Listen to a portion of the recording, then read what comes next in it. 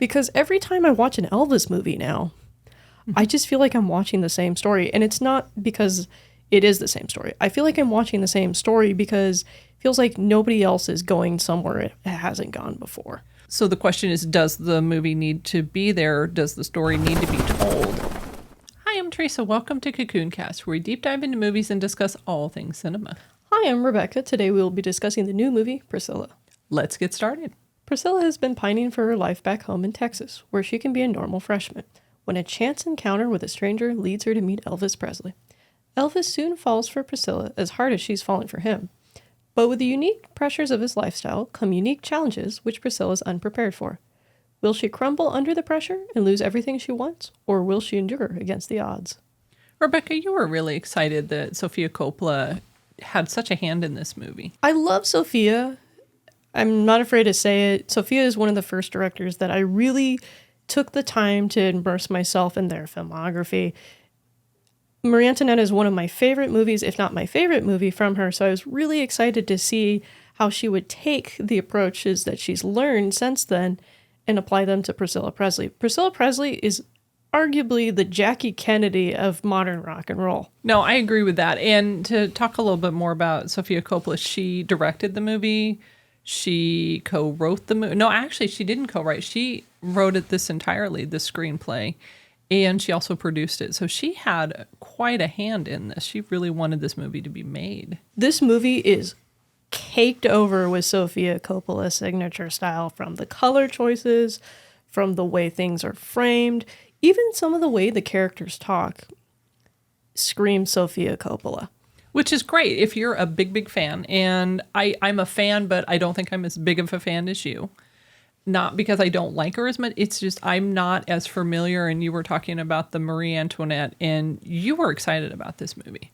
Tremendously excited. One of the things I love about Sofia is Sofia really tries to get into the emotional landscape of the characters. Not just, hey, this looks nice and pretty. It's, what is the character thinking? And it may not always be pretty. Well, in her writing, this is based on Priscilla Presley's autobiography. And Priscilla Presley was the executive producer of this. I believe that's correct, that she was one of the main producers for this. Correct. That was her piece. And I have a long history with Elvis. I mean, I'm old, back in the day.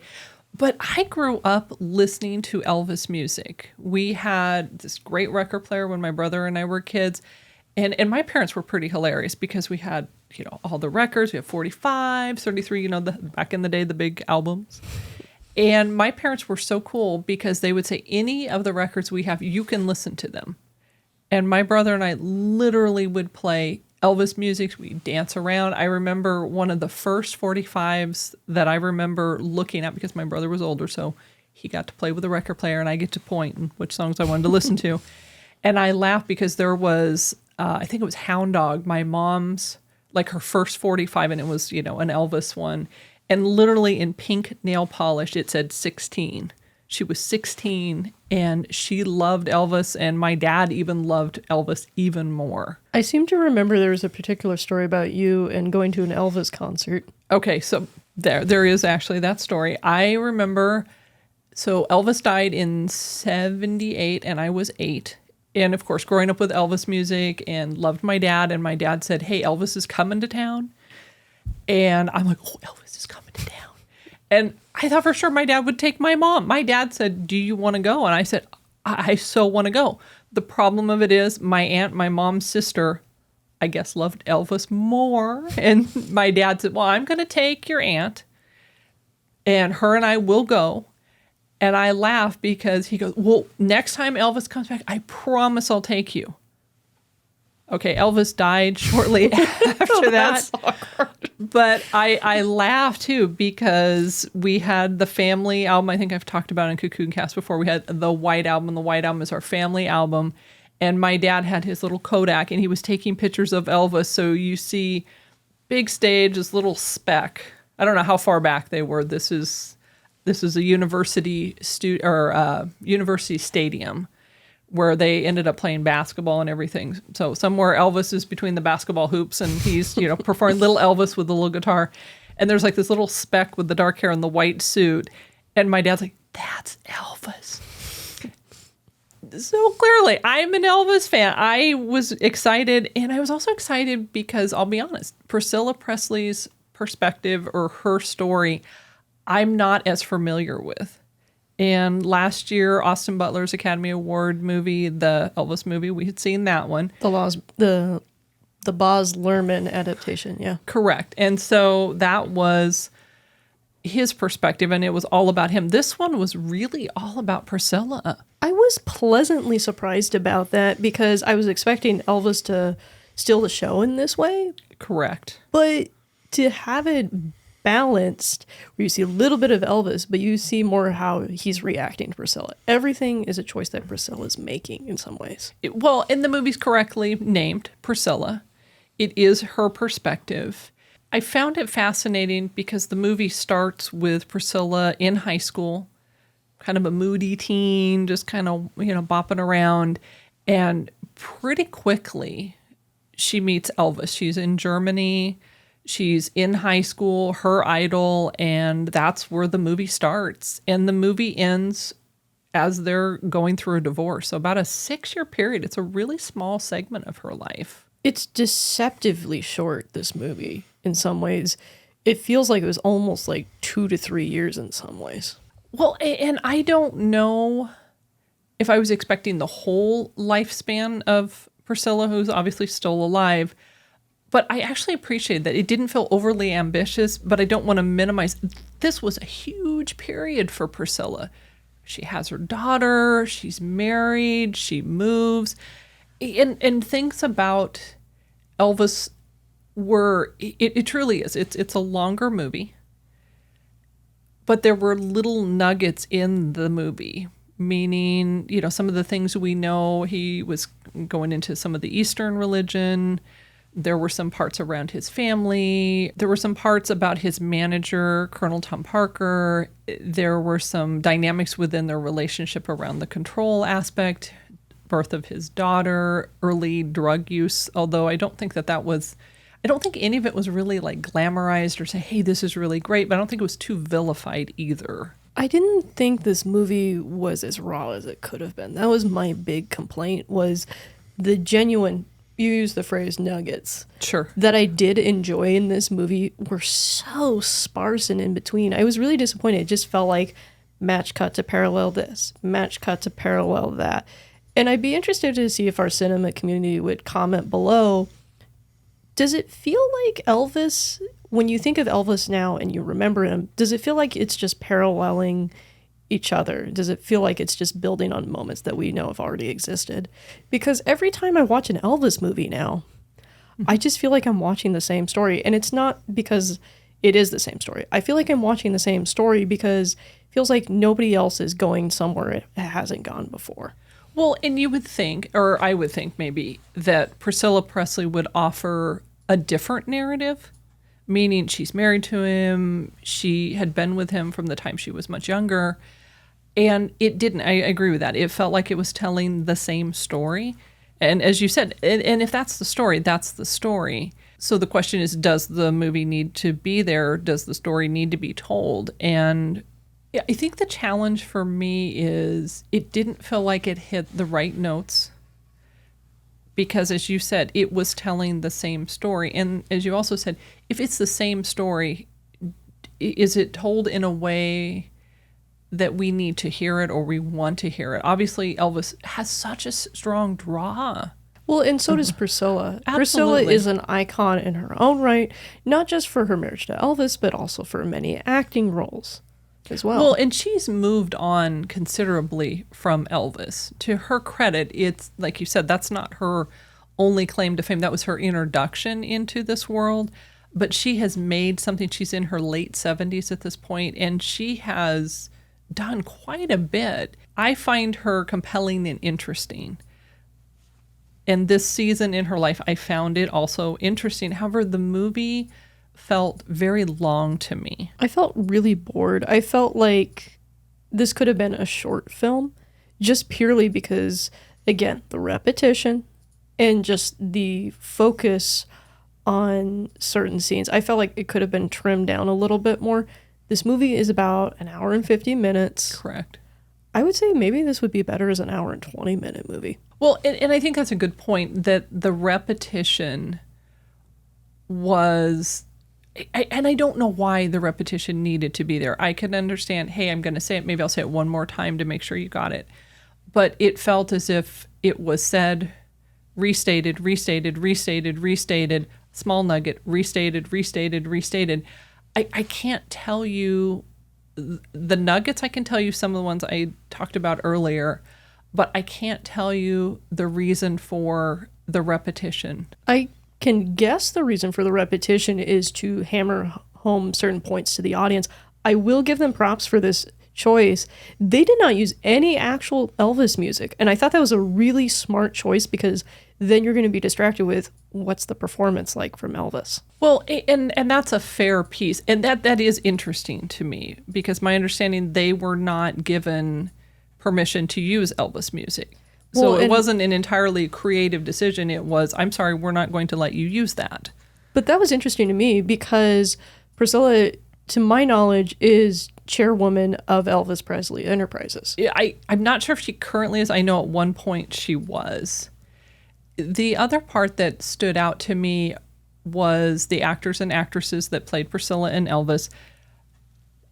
I've never seen either one of them, although I know they do have a biography, meaning they've each done work. This isn't their first acting role. The only person I knew coming into this film was Jacob Elordi, purely because of his role on Euphoria. Correct, and he was Elvis, or young Elvis. And I appreciated that to a certain degree, because that wasn't distracting to me. The way that it was funny too, because they both were unknown to me. And so I didn't get hung up on it's Elvis and Priscilla and the whole star power. It was these two individuals, they're acting, and does the relationship story hold me enough without the star power of an Elvis and Priscilla piece? And that's actually how I started to look at it. And unfortunately, it was good and it was not so good. It worked against me, I think, a little bit, because I was a little bit bored around that. I think had I thought, oh, it's Elvis and Priscilla, maybe that would have encouraged me to like it a little bit more. When you say that, I think of the piece that Dominic West did with Elizabeth Taylor. Oh. Liz and Dick, the one that they did with, they were playing Elizabeth Taylor and Richard Burton that point when they did Parallel Lives. I think that kind of added to it, because you wanted to see how they would mirror it. In this, you feel like you're watching a little bit of an Elvis and Priscilla impersonation, sadly. Well, I don't think the acting was bad per se. It sounds terrible, but it was slightly forgettable to me. It just didn't leave the impact that I really was hoping that I would leave with. I just didn't feel like it was landing, and I'm again tempted to compare this to Marie Antoinette. I feel like Sofia was able to provide a more sensitive, nuanced portrait of Marie Antoinette as opposed to Priscilla. This movie definitely has an audience, I would say. I know when the movie premiered at the Venice Film Festival, I'd read that there was a 7-minute standing ovation. So there is clearly an audience that really loves this movie. I was disappointed because I'd read that and I thought, wow, this movie was good. I'm going to walk away and I'm going to remember every part of it. I'm going to love this. And I never got into it to that point. I got into it until a certain point, and then I just felt so bored. I just slipped in my chair and just was like, nope. Well, and I think the beginning of the movie held my attention more as she was in high school, as she was starting to get to know Elvis, the beginning foundation, her parents, the relationship there. And then it started to slip away for me. You know what it was? Things hadn't repeated yet.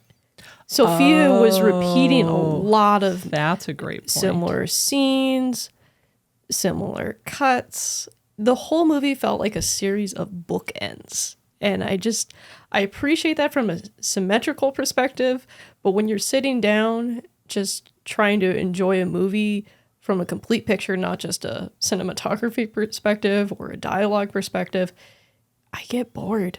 I want some fluff in the middle. I want some punch. I want some spice. And this movie didn't have that. Correct. And the cinematography was compelling to me. The set design, I loved.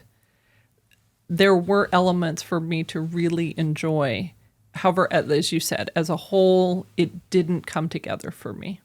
It just felt like, and this is going to sound really raw, it felt like a project somebody would put together. It didn't feel like this is a complete film. This felt like a tester film. This felt like a, hey, this is what I want to do. Here's our proof of concept. Do we have any questions from the box? This movie was based on the account of Priscilla Presley. As a result, do you think the movie was lopsided in that? Or do you think it was balanced and fair? I think it's going to be lopsided purely because it is coming from Priscilla Presley. And I would be very surprised if it wasn't. If you throw Elvis in there, Elvis has enough star wattage that he's going to overshadow the whole movie. So you kind of do need to dial him back a little bit. That being said, would have liked to seen a little bit more Elvis and Priscilla interactions, not just Priscilla interacting with a world that is Elvis. I appreciated the fact that it was just her perspective. Obviously, the movie is Priscilla. It's based on her autobiographical account. I went in thinking it would be that, but I agree with you. Elvis felt smaller, and it wouldn't have taken much for him to feel much bigger in the room. So lopsided, I think it is a little lopsided. If you go in there knowing that it will be a movie, just like the Elvis movie, the Austin Butler movie, Priscilla was just a small little snippet of it. I was surprised they didn't include more Priscilla in that movie. I have the same criticism for that movie as I do this one. I think they were both so intertwined in each other's lives. It's kind of strange to see one just so far removed in some ways. Correct. It did surprise me, even with the name Priscilla, and it's the source material, and I still walked away a little surprised. Do we have any other questions from the box? If someone doesn't know much about Elvis, let's say it's a millennial or someone that's younger and didn't grow up with Elvis and hasn't really looked into him, do you think they would enjoy this movie, or do you think they'd be lost because they don't have the Elvis education that most of us have? I think the tough part about presenting any movie about Elvis is dead and gone. There will be no more Elvis content coming from the man himself. So I think it's hard to capture that spark that is him. That being said, I feel like this movie didn't adequately convey that Elvis is this big deal. It just felt like he was this super popular guy in high school that everybody just happened to know. I think for millennials and people in Gen Z, this is going to be a tough sell. I agree with you. Clearly, I have an affinity toward Elvis growing up, hearing his music, hearing my family, my parents having a strong affinity for him. I go in with goodwill. However, I agree with you. I think the typical millennial may not find it interesting, maybe the typical middle-aged person such as myself. But even, I'm listening to Elvis when I'm younger, so I'm thinking people a good 10, 20 years older than I am would probably appreciate the movie. However, some of the choices, I don't know if they translate well to the current population. That's the thing is Elvis makes choices that feels like he can get away with anything. And I feel like it's not going to translate well because it felt like Elvis got away with those choices because he was Elvis. And there may be some truth to that. I think in our modern society, we would say things or see things differently. Not necessarily excuse them, but just to say, oh, back in the day, it made sense that. I don't know if we would say that today. Like, oh, that's a good choice. Rebecca, it is that time where we have 5 moths. What do you think? 1 to 5. Yikes. This is a 1 and a wing for me. A 1 and a wing. Number 1 reason. This is a style over substance movie, unfortunately. I feel like the acting did not provide depth to the characters. I feel like the whole time I was just distracted with how do things frame versus how they interact and gravitate and pull away from each other. Okay. Is it worth a watch in your mind, or what would you say about that? I think this is a good fluff movie to turn on, but Sophia's done better. Okay, fair enough. I would say it's it's funny. It's not a clear slam dunk for me. I would say it is a 2 moths for me. A little over 1.5. I really appreciated the creativity to the music, as you were saying. No Elvis songs. They found a way to create the tone, which I appreciated.